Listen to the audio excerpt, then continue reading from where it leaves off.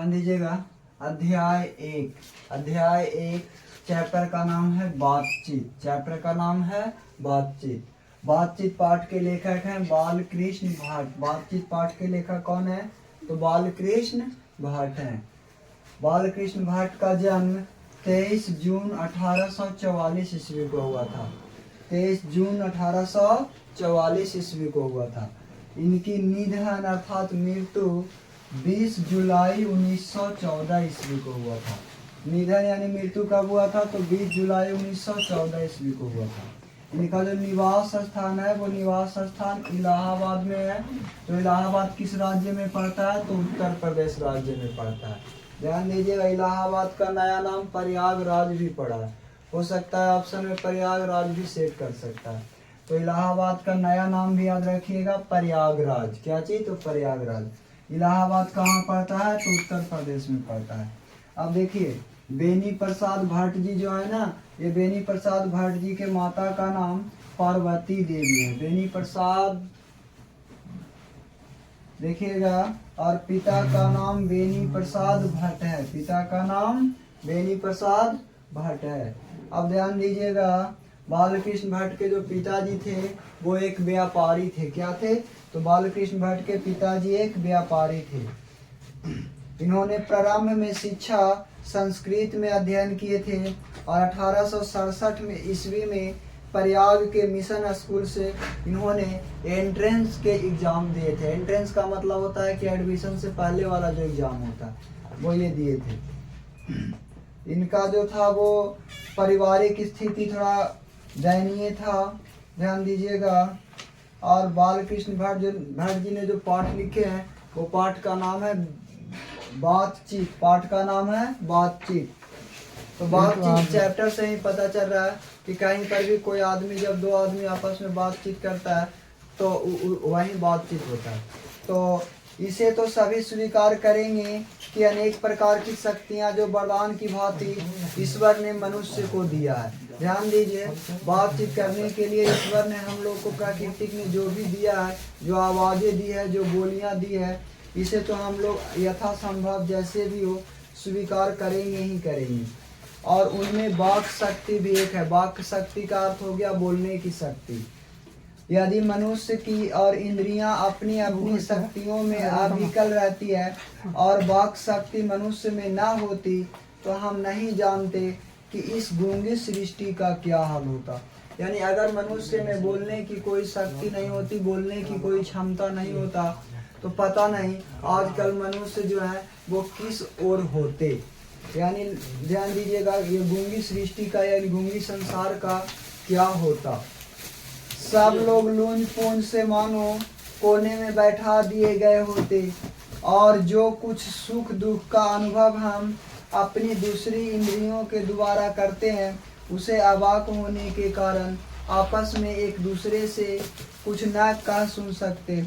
यानी अगर मनुष्य के पास कोई बोलने की वाक्य शक्ति नहीं होता तो मनुष्य जो है वो एक दूसरे के साथ बातचीत नहीं कर पाते और ना ही मनुष्य जो है एक दूसरे से किसी प्रकार का दुख या सुख का अनुभव कर पाते या कह पाते।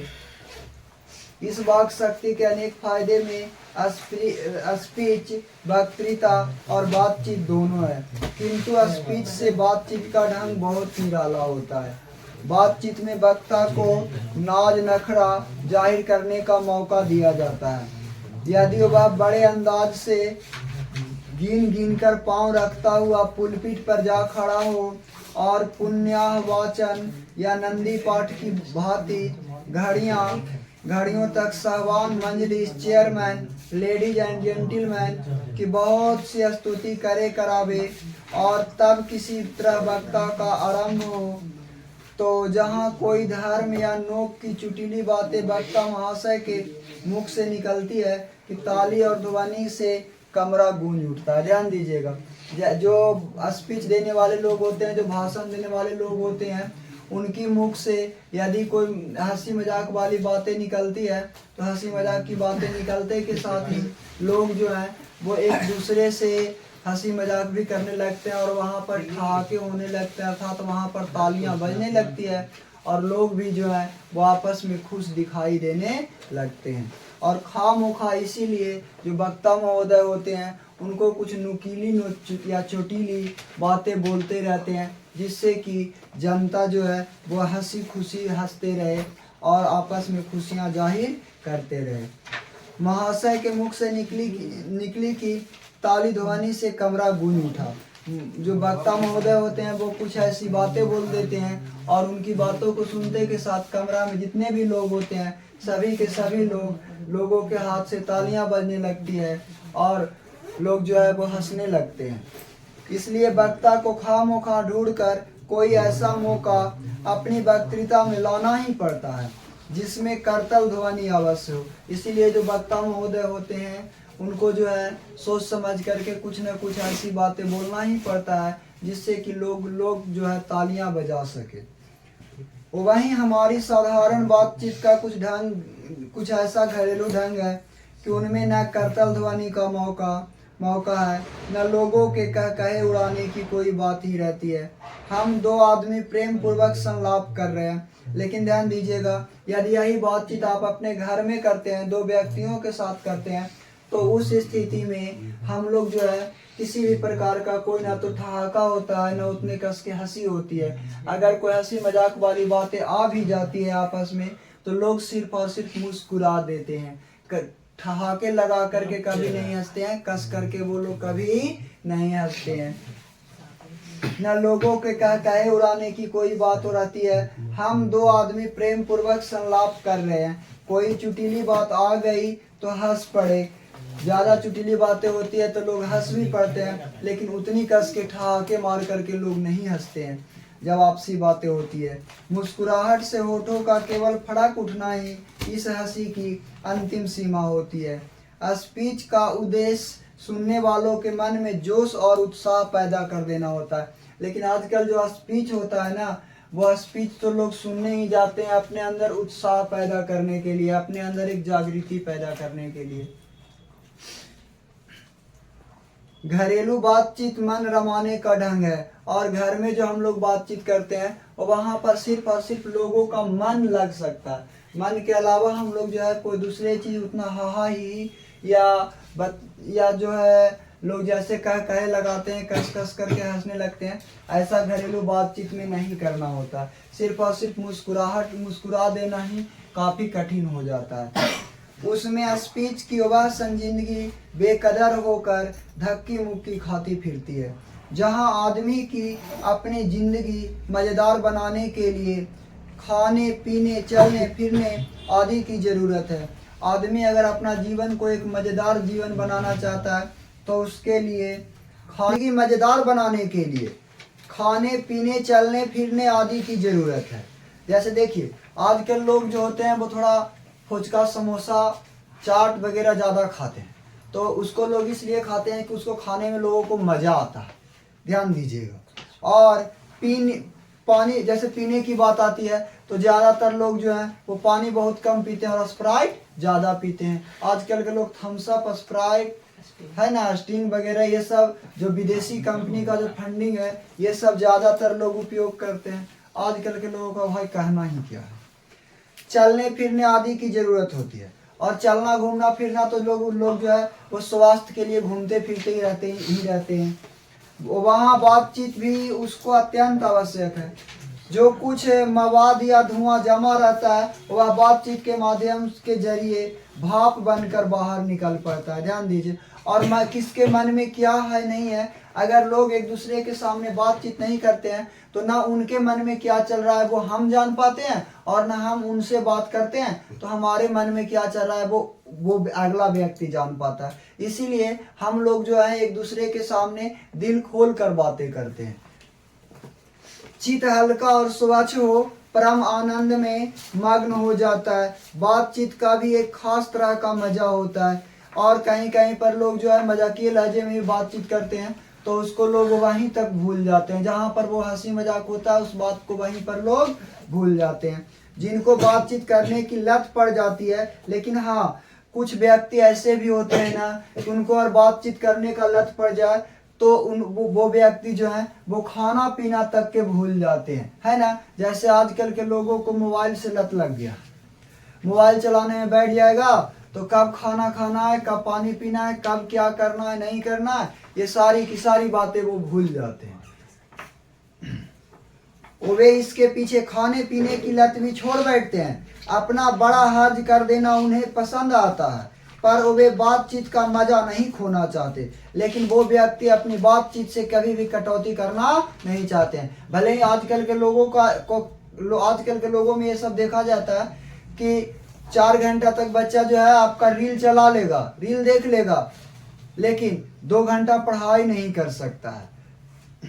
और अपना जो है बेहतर समय गवा देना उसको बहुत अच्छा लगता है। रॉबिन्सन क्रूसो का किस्सा बहुत सारे लोगों ने पढ़ा भी होगा, जिसे 16 वर्ष तक मनुष्य का मुख देखने के लिए नहीं मिला था। ध्यान दीजिएगा, रॉबिन्सन क्रूसो एक वो व्यक्ति थे जिन्होंने 16 वर्ष तक, ध्यान दीजिएगा कितने वर्ष तक, 16 वर्ष तक किसी भी व्यक्ति का मुख नहीं देखा था। सोच लीजिए ये कैसे व्यक्ति होंगे। ध्यान दीजिए, तो 16 वर्ष तक इन्होंने किसी व्यक्ति का मुख नहीं देखा, किसी व्यक्ति से मिला तक नहीं था। कुत्ता बिल्ली आदि जानवरों के बीच में रह रहकर 16 वर्ष के उपरांत उसने फ्राइडे के मुख से एक बात सुने थे। जब 16 वर्ष बीत गया था तब जाकर के इन्होंने फ्राइडे नाम के एक व्यक्ति थे, यहाँ से एक ऑब्जेक्टिव पूछेगा, रॉबिन्सन क्रूसो ने सबसे पहले किसके मुख से एक बात सुने थे? तो वो फ्राइडे के मुख से एक बात सुने थे। किनके मुख से सुने थे? फ्राइडे के मुख से एक बात सुने थे। यद्यपि उसने अपनी जंगली बोली में कहा था, ध्यान दीजिए, और रॉबिन्सन क्रूसो जब 16 वर्ष तक जंगल में बिताए थे तो ये व्यक्ति जंगली आवाज में ही बोले थे। ध्यान दीजिएगा, पर उस समय रॉबिन्सन को ऐसा आनंद हुआ मानो उसने नए सिरे से फिर से आदमी का चोला पाया। तो जब उसने फ्राइडे के मुख से एक बात सुने तब उनको भी लगा कि नहीं, हम भी जो हैं वो एक मानव है और हमें भी एक मनुष्य की श्रेणी में रहना चाहिए और मनुष्य के साथ ही हम लोगों को आगे बढ़ना चाहिए। इससे सिद्ध होता है कि मनुष्य की वाक शक्ति में कहाँ तक लुभा लेने की शक्ति है। ध्यान दीजिए, अगर एक मनुष्य दूसरे मनुष्य के साथ बातचीत करते हैं ना, तो दूसरे मनुष्य के मन में क्या चलते रहता है वो बातें भी अगला जो व्यक्ति होते हैं वो जान जाते हैं। और वो हर व्यक्ति चाहते हैं कि हमारी बातों में वो व्यक्ति लुभा जाए, हमारी बातों में वो व्यक्ति आ जाए। जिसने केवल पत्र व्यवहार है, जिनसे केवल पत्र व्यवहार है, कभी एक बार भी साक्षात्कार नहीं हुआ। और देखिए कुछ व्यक्ति ऐसे होते हैं ना कि जिनसे हम लोग कभी मिलते जुलते नहीं है, कभी उनसे हमारा बातचीत तक नहीं रहता, उन्हें अपने प्रेमी से बात करने की बहुत लालसा रहती है। और वैसे व्यक्ति को अगर कोई व्यक्ति मिल जाता है, अगर कोई मान लिया कि 2-4 साल के बाद कोई आप ही लोग को कोई दोस्त मिलता है, तो नहीं लगता ऐसा कि चलो 2-4 साल के बाद एक दोस्त मिला है तो चलो इसको से खूब आज मजा करते हैं, खूब बातचीत करते हैं, कुछ पार्टियां सार्टियां भी करते हैं, है ना जी। यही सब होता रहता है। अपना आभ्यंतरिक भाव दूसरे पर प्रकट करना और उनका आस अपने आप ग्रहण कर लेना शब्दों के ही द्वारा हो सकता है। सच है, जब तक मनुष्य बोलता नहीं तब तक उसका गुण और दोष प्रकट नहीं होता। ध्यान दीजिए, किस मनुष्य के अंदर क्या चल रहा है क्या नहीं चल रहा है ना, उसके बारे में अगर हम लोग पूर्ण रूप से जानकारी लेना चाहते हैं तो वो व्यक्ति को बोलना बहुत जरूरी होता है। और जब तक वो व्यक्ति बोलता चलता नहीं ना, तब तक उसमें उसके अंदर क्या गुण है क्या दोष है, उसमें किस तरह का गुण है किस तरह का दोष है, ये हम लोग प्रकट नहीं कर पाते हैं, इसके बारे में हम लोग जान नहीं पाते हैं। बेन जॉनसन का यह कहना है कि बोलने से ही मनुष्य के रूप और साक्षात्कार का पता चलता है। बहुत ही उचित जान पड़ता है। ध्यान दीजिए, जब तक मनुष्य बोलता नहीं है तब तक वो व्यक्ति पढ़ा लिखा है कि नहीं है, वो व्यक्ति में क्या गुण है क्या दोष है, ये सब के बारे में हम लोगों को कोई पता नहीं होता है ना जी। ध्यान दीजिए, इस बातचीत की सीमा 2 से लेकर वहां तक रखी जा सकती है जहां तक उनकी जमात या मीटिंग न समझ ली जाए। ध्यान दीजिए, अब कुछ लोग तो होते हैं ना कि 10-20 लोग एक जगह पर बैठ जाते हैं और बैठ करके और उसका बारे में चर्चा करते रहते हैं, उसके बारे में चर्चा करते रहते हैं।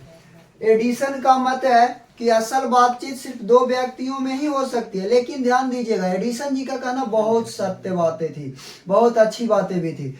हम लोग जो असलियत में बातचीत करते हैं ना, वो सिर्फ और सिर्फ दो ही व्यक्ति के बीच में करते हैं। कभी भी हम लोग जो सच्चाई वाली बातें होती है ना, वो 10 व्यक्ति के बीच में नहीं कहते हैं। जब भी हम लोग कहते हैं तो दो ही व्यक्ति मिल करके हम लोग जो ओरिजिनल वाली बातें होती है, सच्चाई बातें होती है, वो बातें हम लोग करते हैं। या जो कहीं पर भी अगर दिल खोल करके बातें करनी हो तो दो व्यक्ति आपस में ही दिल खोल करके बातें करते हैं। अगर वहां पर कोई तीसरा व्यक्ति पहुंच जाए तो वो बातें बंद हो जाती है और कुछ नया टाइप की बातें शुरू हो जाती है, नई टाइप की चर्चाएं चलने लगती है। जब 3 व्यक्ति हो जाते हैं ना, ध्यान दीजिए, देखिए जब 2 व्यक्ति जैसे ही वहां पर 3 व्यक्ति हो जाते हैं तो दो व्यक्ति जो आपस में बतिया रहे थे ना, वो बातें कोसों दूर चली जाती है, यानी उसका फिर चर्चा वहां पर नहीं होती है। ध्यान दीजिएगा, कहा भी है कि 6 कानों में पड़ी बातें खुल जाती है। देखिए 2 व्यक्ति अगर आपस में बातचीत करता है ना, तो वो बातें हो सकता है कि किसी व्यक्ति को पता ना चले, अगला व्यक्ति ना जान पाए, है ना। लेकिन अगर वही व्यक्ति वही बातें किसी तीसरे व्यक्ति के कान में चला जाता है तो वो बात जो है 6 कानों तक पहुंच गया, तो निश्चित है कि कोई ना कोई ऐसा ही होगा तीनों व्यक्ति में से जो उसका बात उसके सामने कह देगा, उसका बात उसके सामने कह देगा। ध्यान दीजिएगा, और खास करके इस तरह की बातें, लड़ाई झगड़ा वाला बात एक दूसरे के सामने कभी नहीं करना चाहिए। तो वो आदमी जो है उसके साथ झोटा झोटी कर लेगा और वो आदमी उसके साथ झोटा झोटी कर लेगा, और मतलब के बेजुलूली बातें जो है वो वहां पर होना शुरू हो जाता है। दूसरे या कि किसी तीसरे आदमी के आ जाते ही या तो वे दोनों अपनी बातचीत को निरस्त हो बैठेंगे या उसे निपट मूर्ख अज्ञानी असमझ बनाने लगेंगे। ध्यान दीजिए, अगर कोई मान लिया 2 व्यक्ति के बातचीत कर रहा है, वहां पर कोई तीसरा व्यक्ति टपक जाता है या आ जाता है, तो दोनों जो व्यक्ति होगा ना उस तरह से बातचीत करने लगेगा कि जैसे अगला जो आया है ना वो व्यक्ति उन लोगों के दोनों के नजर में एकदम मूर्ख ही समझ में आता है। जैसे आजकल के अगर कोई मान लिया 2 व्यक्ति है और आपस में चैट उट करता है या हल्लो गेलो के आजकल का जो बीमारी है वो किसी को लत लग जाता है, तो वह एक दूसरे के साथ जो बातचीत करता है ना और उसके बीच में अगर कोई तीसरा आदमी टपक जाए तो निश्चित है कि वो दोनों की बातें जो है या वो दोनों का जो मैसेज चल रहा है ना या जो इंस्टाग्राम रील फील चल रहा है वो दोनों बंद हो जाएगा, कोई नया चीज टॉपिक नया चीज शुरू हो जाता है। ध्यान दीजिएगा, तो जैसे गर्म दूध और ठंडे पानी के 2 बर्तन आपस में साट के रखे जाएं तो एक का असर दूसरे में पहुंच ही जाता है। हाँ जी, ध्यान दीजिएगा, इसीलिए कहा जाता है कि अच्छे लोगों की संगति में रहिएगा तो अच्छा बनिएगा और खराब लोगों की संगति में रहिएगा तो खराब ही बनिएगा। ध्यान दीजिए, इस यहाँ पर स्पष्ट इस एग्जाम्पल से पता चला कि एक अगर हम लोग एक कढ़ाई में गर्म पानी लेते हैं और एक कढ़ाई में ठंडा पानी लेते हैं और दोनों को आपस में सटा करके रख देते हैं ना, तो गर्म पानी का जो असर है ना वो ठंडे पानी पर पड़ जाता है और ठंडा पानी का असर गर्म पानी पर पड़ ही जाता है। अर्थात दूध ठंडा हो जाता, अर्थात कह सकते हैं कि जो पानी होता है ना गर्म पानी वो ठंडा हो जाता है और ठंडा पानी धीरे धीरे गर्म हो जाता है, और इस प्रकार दोनों का संतुलन जो है वो बराबर हो जाता है या इक्वल हो जाता है, एक जैसा हो जाता है। इसीलिए एक व्यक्ति दूसरे व्यक्ति के साथ अगर आपस में सट करके बैठता है ना तो उस व्यक्ति का गुण लक्षण जो है ना दूसरे व्यक्ति में चला ही जाता है। चाहे एक दूसरे को देखे भी नहीं तब बोलने को कौन कहे, एक के शरीर की विद्युत दूसरे में प्रवेश करने लगती है। जब पास बैठने का इतना असर होता है तब बातचीत में कितना अधिक असर होगा, इसे कौन न स्वीकार करेगा। अस्तु अब इस बात को 3 आदमियों के साथ देखना चाहिए। अब ये बात को कितने आदमी के बीच में देखना चाहिए हम लोगों को? अब 3 आदमियों को आपस में बैठा करके देखिए, मानो एक त्रिकोण सा बन जाता है। जैसे देखिए अगर मान लें एक व्यक्ति यहाँ बैठा हुआ है, एक व्यक्ति यहाँ बैठा हुआ है और कोई तीसरा व्यक्ति यहाँ बैठा हुआ है ना, तो एक त्रिकोण सा इस तरह से बन जाता है। तीनों चित मानो तीन कोण है और तीनों की मनोवृत्ति के प्रसरण की धारा मानो उस त्रिकोण की तीन रेखाएं हैं।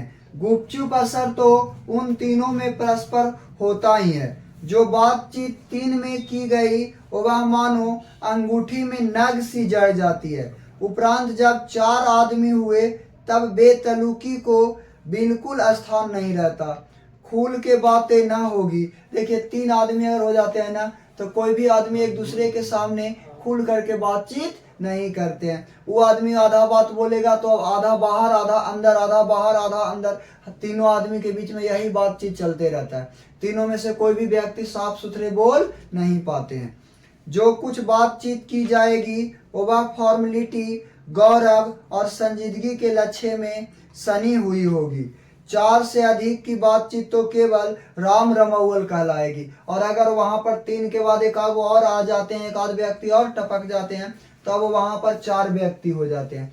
तो बस सिर्फ वहां पर यही चलते रहता है कि वो आदमी उसके बारे में बातचीत करेगा, उसके बारे में, यानी उस बात का कोई फायदा होने वाला नहीं होता है। सिर्फ ऐसे ही राम रमौल की बातें चलते रहती है। उसे हम संलाप नहीं कर सकते, यानी उसको हम लोग आपस में बातचीत नहीं कर सकते हैं। चार व्यक्ति अगर हो गए तो इस बातचीत के अनेक भेद हैं। दो बूढ़ी की बातचीत प्रायः जमाने की शिकायत पर हुआ करती है। वे बाबा आदम के समय की ऐसी दास्तान शुरू करते हैं। ध्यान दीजिए, अगर मान लिया दो गो बूढ़ी आपस में बातचीत करता है ना, तो बहुत पुराने युग की बातें करते हैं, बहुत पुराने समय की बातें करने लगते हैं, जिसमें 4 सच तो 10 झूठ। और उसमें 4 बात अगर सच बोल रहा है तो 10 बात निश्चित है कि झूठ बोलेगा। दो गो अगर सास मान लिया जाए, दो गो अगर मान लिया है कि सास अगर एक जगह बैठ जाता है तो वो कहेगा कि देखो ना हमार बेटिया ऐसे करा को, तो वो कहेगा कि देखो ना हमार पुतोहिया खाना ना बनावा को, तो है ना। तो इसी प्रकार लोग जो है आपस में दोनों जो है झूठ के सच, सच के झूठ, आपस में बिना मतलब के, उससे कोई तुरंत तर्क निकलने वाला नहीं है, लेकिन फिर भी लोग जो है वो आपस में बिना मतलब के बेजुलूली बातचीत करते रहते हैं। एक बार फिर उनकी बातचीत का घोड़ा छूट जाना चाहिए, पहरों बीत जाने पर भी अंत ना होगा। और अगर दो बूढ़ी अगर आपस में बातचीत करें तो सिर्फ और सिर्फ बस एक चर्चा, वहां पर एक बात निकल जाना चाहिए। उसके बाद वो बातें सुबह से लेकर के हो सकता है दोपहर तक के भी खत्म ना हो, और उसी की चर्चाएं सुबह से लेकर के शाम तक के चलता रहेगा।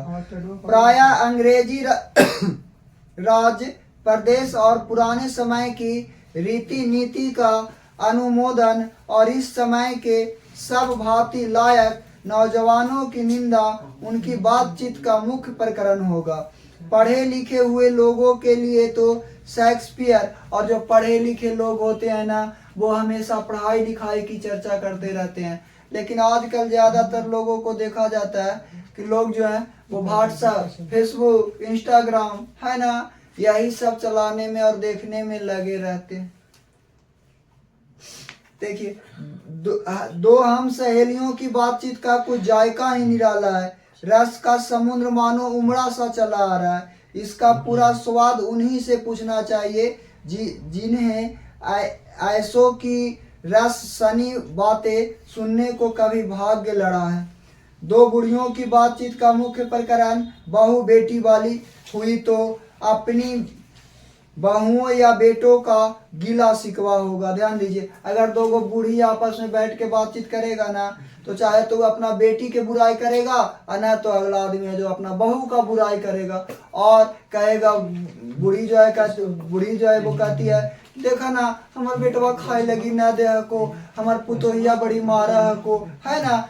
तो कोई कहेगा कि देखो ना हमार बेटिया खाना ना बनावा को, है ना, रात दिन पढ़ाई लिखाई करा को, इंस्टाग्राम पर रात दिन रीले बनावा को, ये सोचा को कि हम वायरले हो जीवी, या वे बिरादराने का कोई ऐसा रामरस भरा छेड़ बैठेगी कि बातें करते करते अंत में साढ़े दांत, ध्यान दीजिए, खोड़े दांत निकाल लगने लगेगी। या तो दोनों जो बूढ़ी होगी ना वो आपस में कभी कभी ऐसा सभी चुटकुली बातें करने लगते हैं कि दोनों का जो खोड़ीला दांत होता है ना, बूढ़ी में कहा कि ज्यादातर लोगों का दांत टूट जाता है जी, तो उसी को कहा गया खोड़हल दांत। जैसे दूसरा खोड़हल लेने कोई कोई के रहता है दांत उसमें वो दिखाई ही बत्तीस को दांत दिखा देगा, आपस में हा ही करने लगता है, और टूटा हुआ जो दांत फात होता है सब दिखाई दे देता है। लड़कों की बातचीत खिलाड़ी हुए तो, और अगर लड़का है और खिलाड़ी उलाड़ी के बातचीत निकाल दीजिएगा तब तो भाई कुछ कुछ लड़के हैं वो अपने आप को सचिन तेंदुलकर विराट कोहली से कम नहीं समझता है भाई। आजकल उसका बातें मत कीजिए। अपनी अपनी तारीफ करने के बाद वे कोई सलाह गांठेंगे जिससे उनको अपनी शैतानी जाहिर करने का पूरा मौका मिले। स्कूल के लड़कों की बातचीत का उद्देश्य अपने उस्ताद की शिकायत या तारीफ या अपने सहपाठियों में किसी के गुण अवगुण का कथोपकथन होता है। अब देखिए अगर मान लिया जाए कि कोई खिलाड़ी या कोई होता है तो वो अपने खेल की चर्चा करता है।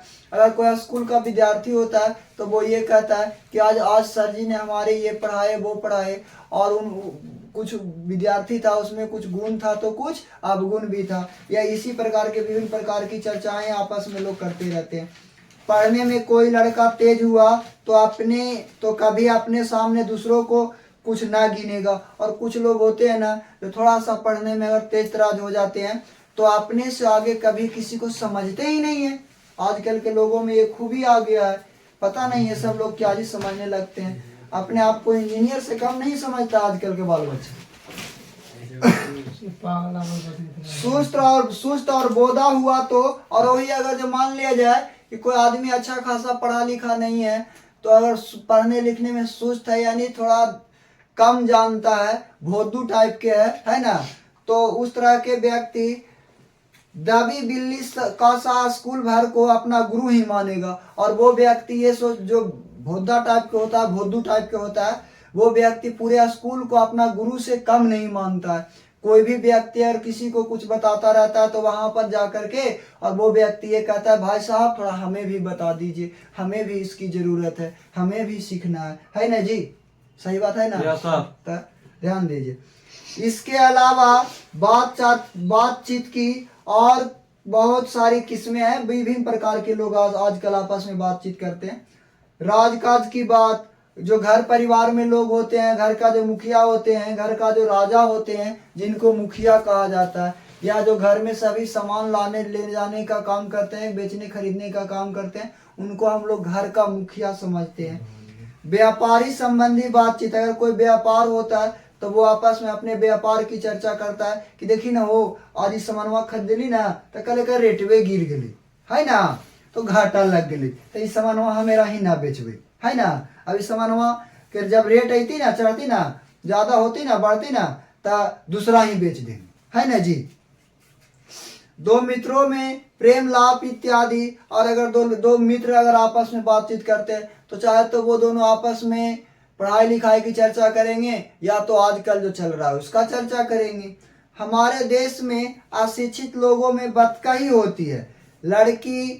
लड़के वालों की ओर से एक एक आदमी बिचवाई होकर दोनों में विवाह संबंध की कुछ बातचीत करते हैं। देखिए अब अगर मान लिया जाए कि आजकल के डेट में शादी विवाह में भी बातचीत होता है, जैसे देखते हैं एक आदमी लड़का की तरफ से होता है और एक आदमी लड़की की तरफ से होता है, और दोनों आदमी का जो मिलाने वाला आदमी होता है उसको बीचवाई कहा जाता है, जो बीच वाली बातों को जानता है ना, या उसको गांव देहात की भाषा में अगुआ कहा जाता है। कौन सी कहा जाता है?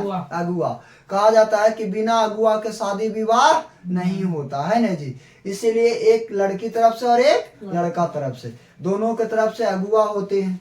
जो अगुआ का मतलब ही हो गया आगे आकर के बातचीत करना। उस दिन से और अगर शादी विवाह की बातचीत चल जाती है और दोनों तरफ से लेन देन वगैरह वगैरह जो कुछ भी हो वो फिट हो जाती है, सेट हो जाती है, तब उस दिन से बिरादरी वालों को जाहिर कर दिया जाता है, यानी उस दिन से बता दिया जाता है कि अब ये लड़का बिक गया और ये लड़की जो है वो भी बिक गई है ना, यानी अब ये लड़की और वो लड़का दोनों बिक गया। अब किसी को कुछ कहने की कोई जरूरत नहीं है। हाँ, उस दिन से बिरादरी वालों को जाहिर कर दिया जाता है कि अमुक की लड़की का अमुक के लड़के के साथ विवाह पक्का हो गया। अमुक का मतलब हो गया कि एक तरफ लड़की वाला के पिताजी का नाम और एक तरफ लड़के वाले के पिताजी का नाम, और दोनों का अमुक का मतलब यही होता है कि यहाँ पर नाम नहीं दिया गया, लेकिन अमुक का अर्थ यही होता है कि एक लड़की का पिता और एक लड़का का पिता होते हैं, और दोनों में अगर शादी विवाह दोनों के लड़की लड़का का पक्का हो जाता है, और यह रस्म बड़े उत्सव के साथ की जाती है। और जैसे ही शादी विवाह लगता है ना, तो शादी विवाह लगते के साथ घर में 4 चांद लग जाती है ना जी। यानी घर में खुशियों का कोई ठिकाना नहीं होती है, घर में खुशियों का एक अंबार सा लग जाता है कि नहीं जी। नहीं, देखते हैं हर लोग घर में खुशियां मनाने लगते हैं कि विभिन्न प्रकार की गीतें गवाने लगती है। जैसे देखे थे अभी इधर इधर गवा रहा था अभी कुछ समय पहले। चंडू खानों की बातचीत भी बड़ी निराली होती है। निदान बात करने के अनेक प्रकार और ढंग है। ध्यान दीजिए, यूरोप के लोगों में बात करने का हुनर है। देखिए, अब कुछ लोगों का मानना है कि यूरोप के जो लोग हैं ना, वही सब खाली बातें चीत कर लेगी जानता, तो हम लोग नहीं जानते हैं बात कर लेगी, हम लोग भी जानते हैं। आर्ट ऑफ कन्वर्सेशन यहाँ तक पढ़ा है कि स्पीच और लेख दोनों इसे नहीं पाते। इसकी पूर्ण शोभा काव्य कला प्रवीण विडम्बना मंडली में है। ऐसे चतुराई के प्रसंग छेड़े जाते हैं कि जिन्हें सुन उनका कान को अत्यंत सुख मिलता है। जैसे देखिए, कुछ लोग होते हैं जो हमेशा हंसी मजाक की बातें करते रहते हैं, तो उनकी बातों को सुनने के बाद लोगों को काफी आनंद आता है, काफी खुशियां मिलती है, काफी वो खुश होते हैं। सुहद गोष्ठी इसी का नाम है। सुहद गोष्ठी की बातचीत की यह तारीफ है कि बात करने वालों की लियाकत अथवा पंडिताई का अभिमान या कपट कहीं एक बात में प्रकट न हो, वरना क्रम में रसाभास पैदा करने वाले शब्दों को बरतते हुए चतुर सियाने अपनी बातचीत को तरस रखते हैं। ओ भाई रस, यहाँ तक हमने बाहरी बातचीत का हाल लिखा है, जिसमें दूसरे फरीक के होने की बहुत आवश्यकता है। बिना किसी दूसरे मनुष्य के हुए जो किसी तरह संभव नहीं है, और जो दो ही तरह पर हो सकता है। या तो कोई हमारे यहाँ कृपा करे या हम ही जाकर दूसरे को कृतार्थ करें। ध्यान दीजिए, जैसे अगर हमारे पास रुपये पैसों की कमी होती है या मजबूरियां होती है ना, तो चाहे हम लोग किसी से साथ ले लेते हैं, या तो फिर अगर किसी हमारे यहाँ रुपये पैसे रहते हैं तो हम लोग किसी दूसरे को साथ दे देते हैं, जिससे कि चाहे तो उसका काम हो जाए या तो हमारा काम हो जाए। पर यह सब तो दुनियादारी है, जिसमें कभी कभी रस्साभास होते देर नहीं लगती। ध्यान दीजिए, और रुपये पैसे एक ऐसे चीज हो गए हैं, पैसे आजकल के लोगों के लिए एक ऐसा चीज हो गया है कि हर लोगों की आवश्यकता है। अगर कोई आदमी दूसरे आदमी से पैसे ले लेते हैं और देने में अगर थोड़ी सी कठिनाई करते हैं, तो तुरंत दोनों में जो दोस्ती था ना, वो दोस्ती में जो है विवाद पैदा हो जाते हैं, दोस्ती में लड़ाई झगड़ा हो जाते हैं। क्योंकि जो महाशय अपने यहाँ पधारे उनकी पूरी दिलजोई न हो सकती, तो शिष्टाचार में त्रुटि हुई। अगर आपके यहाँ मान लिया जाए कोई नया मेहमान आते हैं, परिवार आते हैं, कुटुंब आते हैं, और आप उनकी अच्छी तरह से तारीफदारी नहीं करते हैं, ध्यान दीजिए नहीं करते हैं, तो निश्चित है कि आपका जो परिवार है वो अपने घर परिवार के पास जाएंगे, तो वहाँ पर विभिन्न प्रकार की शिकायतें करेंगे, है ना जी। विभिन्न तरह के वहाँ पर के लोगों के साथ बातचीत करेंगी।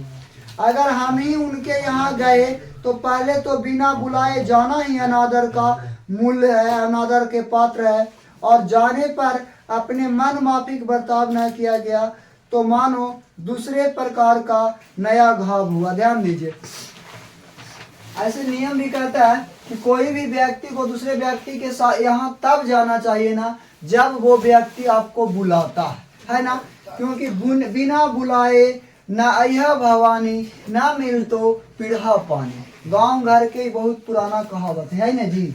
हाँ जी, ध्यान दो। तो इसीलिए कहल जा है ना गाँव घरवा में कि न्योतवो ना ताई है खाए ना, न्योतवो तो खाए ना, लेकिन वो दीपुआ ऐसा लड़का है ना कि बिना न्योतले जाके पत्थर चाटे लग रहा। हाँ, तो देखिए ऐसा नहीं सब हालातें बना के रखता है कि बिना न्योतने जाकर के पत्थर तथा चाट उठ लेता है। तो क्या करेगा, हमारा कोई गलती है। इसीलिए सबसे उत्तम प्रकार बातचीत करने का हम यही समझते हैं कि ध्यान दीजिए, हम यही समझते हैं कि ध्यान दीजिए, हम वह शक्ति अपने आप में पैदा कर सकें कि अपने आप बात कर लिया करे। ध्यान दो, हमारी भीतरी मनोवृत्ति प्रति क्षण नए नए रंग दिखाया करती है। वह प्रपंचात्मक संसार का एक बड़ा भारी आईना है। ध्यान दीजिए, हम लोग अगर ये सोचते हैं कि किसी के यहाँ बिना बुलाए नहीं जाना चाहिए, तो ये तो बहुत अच्छी बात है कि सच्चाई भी यही है कि हम लोगों को किसी के यहाँ बिना बुलाए नहीं जाना चाहिए। और अगर किसी के यहाँ बिना बुलाए आप चल भी जाते हैं ना, तो बिना कुछ पूछे वहां पर अधिक बातें नहीं बोलनी चाहिए, है ना। अगर आपसे पूछा जाए, आपसे राय लिया जाए, आपसे कहा जाए, तब उनकी बातों में आप दखल अंदाजी कीजिए तो कोई दिक्कत नहीं होती है। लेकिन अगर आपको बिना बुलाए गए हैं और बिना कुछ पूछे बहुत बातें बड़बड़ बड़बड़ करना शुरू कर देते हैं, तो आपको वहां के जो लोग होंगे ना, वो मूर्ख ही समझेंगे, आपको तनिक सा भी वैल्यू नहीं देंगे, है ना जी। तो जिसमें जैसी चाहो वो वैसी सूरत देख लेना, कुछ दुर्घट बात नहीं है। और जी एक ऐसा चमनिस्तान है जिसमें जिसमें हर किस्म के बेल बूटे खिले हुए हैं। ऐसे चमनिस्तान की सर में क्या कम दिल दहलाभ है। मित्रों का प्रेम लाभ कभी इसकी 16वीं कला तक भी न पहुंच सका। इसी पैर का नाम इसी शहर का नाम ध्यान या मनोयोग या चित्त को एकाग्र करना है। ध्यान दीजिएगा, जिसका साधन एक दो दिन का काम नहीं है। वर्षों के अभ्यास के उपरांत यदि हम थोड़ी भी अपनी मनोवृत्ति स्थिर कर अवाक हो अपने मन के साथ बातचीत कर सके तो मानो अहो भाग्य। ध्यान दीजिए, अगर हम लोग थोड़ी सी भी अध्ययन पढ़ाई लिखाई के दृष्टि में चले जाते हैं, पढ़ाई लिखाई की नज़र में चले जाते हैं, पढ़ना लिखना शुरू कर देते हैं, तो हम लोग बहुत अच्छे काम को कर सकते हैं, अपने कर्म को बहुत आगे ले जा सकते हैं। क्योंकि देखिए, एक न्यूटन साहब थे जो वैज्ञानिक बन गए, मात्र अपने दिमाग का 19% उपयोग किए थे। कितना परसेंट? 19% उपयोग किए थे, जो आज एक वैज्ञानिक बन गए और विभिन्न प्रकार के नियमों का भी खोज कर दिया, है ना। तो समझ के रखिए कि हम लोग अपना दिमाग का कितना उपयोग कर रहे होंगे, है ना। ध्यान दीजिए, एक वाक शक्ति मात्र के दमन से ना जाने कितने प्रकार का दमन हो गया।